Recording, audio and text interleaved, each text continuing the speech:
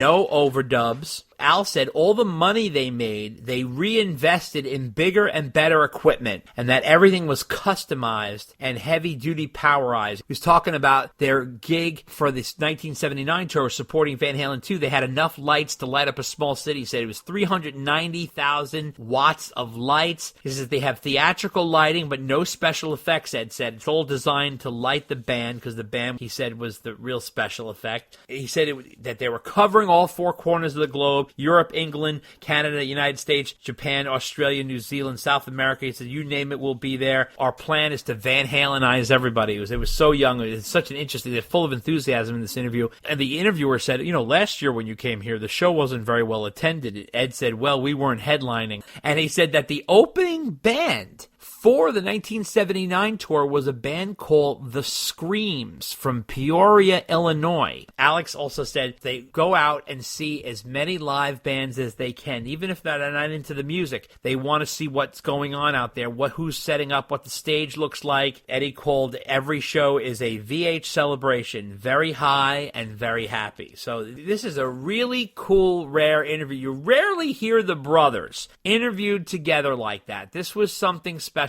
And it was funny because it was sort of serendipitous, because Roth had that strep throat, so he couldn't do any press. So normally it would be Dave going on and on, about all the Dave-isms in the world. But what did you make of this, Dave? I didn't actually get to hear the interview. Okay. But I think that's a nice slice in time when they were still hungry. And yeah, you don't hear Dave doing his Bozy Bop and sidestepping every question. And the brothers, it sounds like they actually answered the questions. So that must have been refreshing. So yeah, I'll have to find the time to listen to that. Well, also came out on YouTube was two incredible mashups. Okay, the first is Tears of a Clown in Panama, and this is a clip.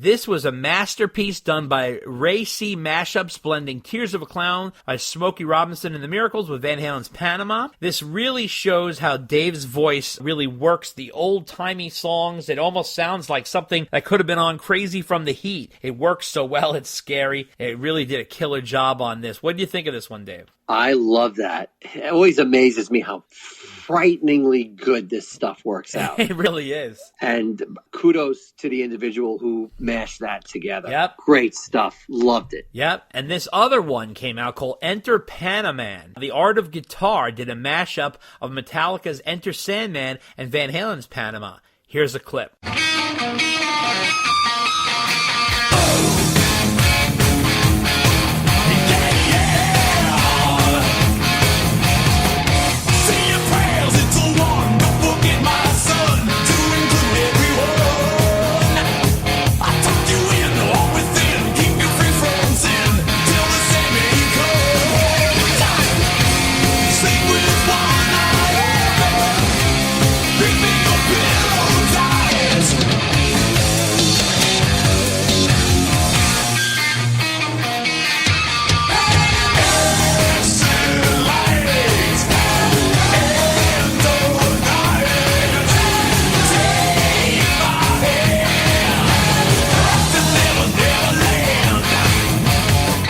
I could not believe how well this worked, complete with James Hetfield, yeah, right from the beginning, and they had Kirk Hammett's solo in there instead of Eddie's, and he's using the Goodnight spoken prayer as the breakdown during Panama. I love this. I tell you though, the reason why I think Van Halen works so well with these mashups is the versatility that the band has. It really goes to prove that. What do you think? I think they're just using a common enough, I don't know what the word is, like either beat or melody or rhythm. And it's just amazing how many songs are more closely related than you think. And I thought the Metallica Van Halen mashup, how they used James's vocals were really good. You know, you talk about the spoken interlude part, that was very clever. And even lining up James's screams where David Lee Roth's screams would be in the beginning. So I cool. literally laughed out loud when I heard that. And I was like, genius. Yeah. Well done. It really was. It really was. Also well done was this time-corrected Van Halen, this guy, Dr. Bobby Huff. He was explaining how tempo was all over the place. With Van Halen songs, there's no click. He says, but you don't kill a groove just because you have the tools to. He says the song lives and breathes and also rushes and drags to perfection. He was talking about Running with the Devil, and what he did was he took Running with the Devil and he matched up the tempo, right, so that it would be on a click track, and it really had a different sound. Here's a clip.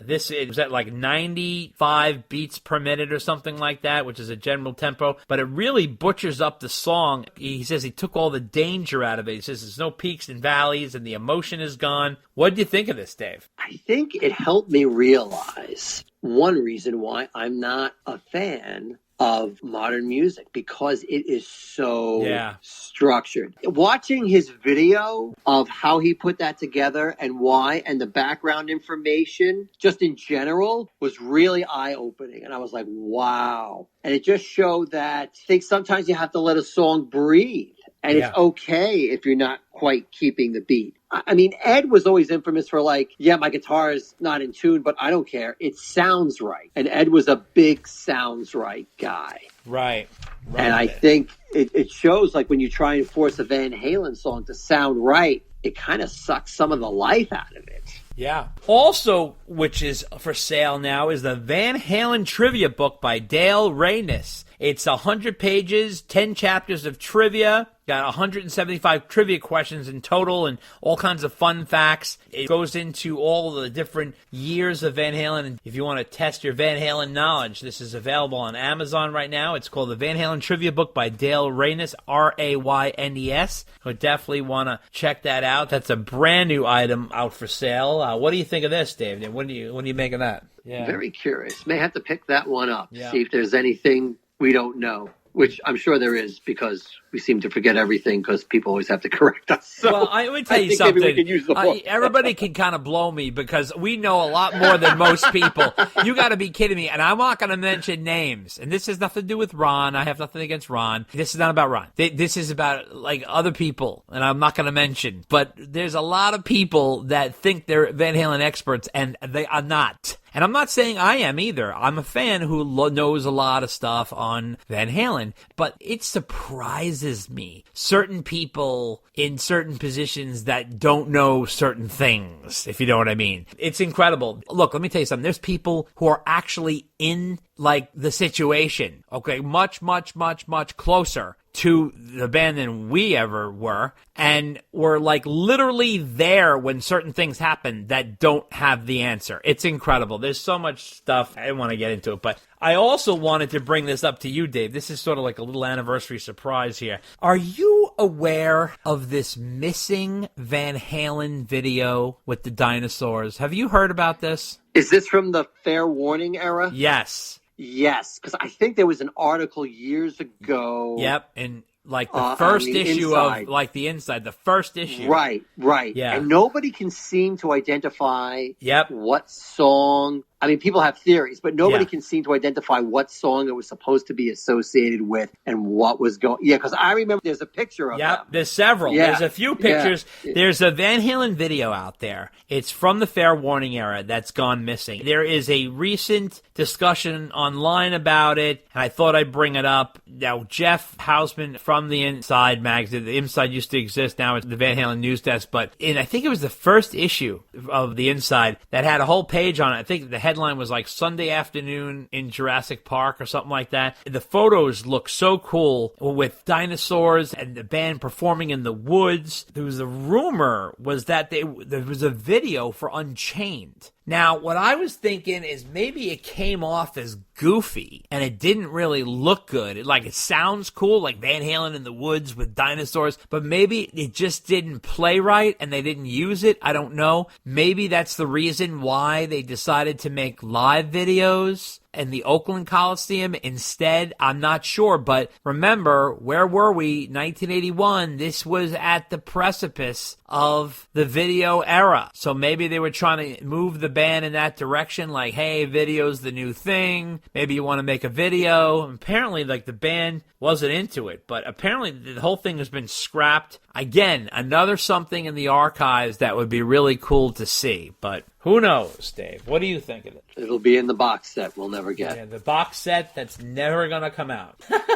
Right. So, now, Steve Lukather, the Toto guitarist, he announced in an interview with Radio Forest that he owns one of Ed's guitars that was given to him, one of his old Music Man guitars. You remember Music Man? It was a very short stint in the early 90s where Ed did a endorsement with Music Man. Do you remember this, Dave? Yes. This was after Kramer and before the whole Wolfgang thing. Then he ended up doing his own guitars. But he did a Music Man endorsement, and I'm not sure what happened to that whole situation. Something went down, and they ended up parting ways. But the Toto guitarist, Steve Lukather, said that he got the third Eddie guitar, and that developed his relationship with the Music Man guitars. They were making them back in the early 90s. He was up at Ed's house with Sterling Ball, and he was picking on the guitar that they made for Ed, and they gave him the third one. And he played it, and he still has it today, and he says he still uses it as well. So, again, a lot of rare Eddie guitars out there. Eddie was known for gifting a lot of guitars to people. He was very generous that way. You still awake? I'm still there. Okay, we're almost done. I'm still here. We're almost done. I hope you're going to be very efficient with the mailbag in a little bit. I promise you, relax. Jeez, my God. 5 years, this guy's ready to jump out the window.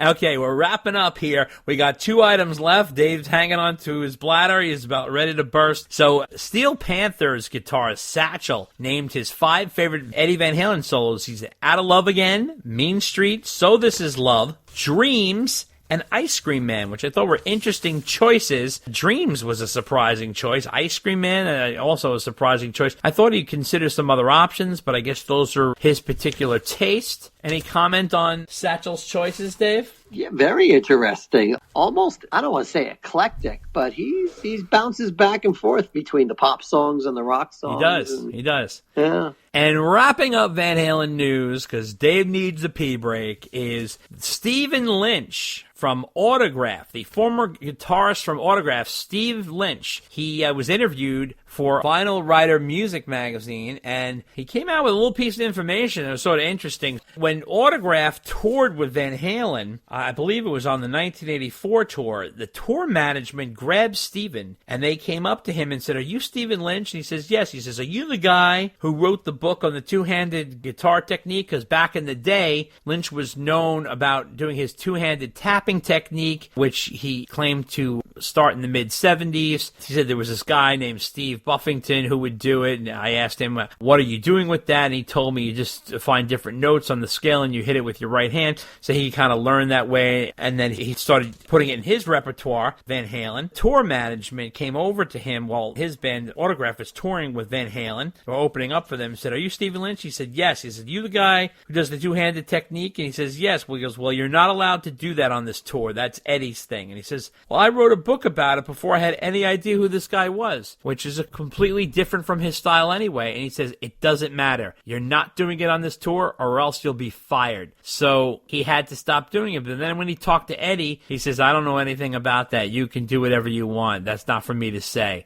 I thought that was interesting. And you know what I gather from this whole piece of information, Dave? You know what that person was? It was